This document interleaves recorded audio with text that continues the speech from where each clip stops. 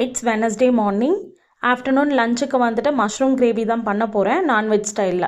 ஒரு 20 சின்ன வெங்காயம் உரித்து வச்சுருக்கேன். ஒரு பெரிய வெங்காயம் பொடிசாக கட் பண்ணி வச்சுருக்கேன். ஒரு மசாலா அரைக்கணும். 1 டீஸ்பூன் மிளகு, சீரகம், சோம்பு, சின்ன வெங்காயம், தக்காளி, உப்பு, கருவேப்பிலை நல்லா வதக்கினதுக்கு அப்புறம் ஆற வச்சு அரைச்சி வச்சுக்கோங்க.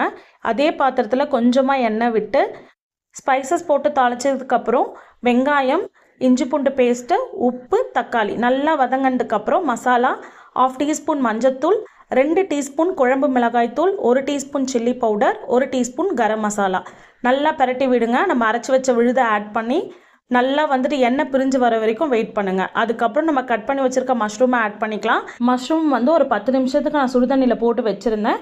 2 கட் பண்ணி உள்ளே ஆட் பண்ணிக்கோங்க.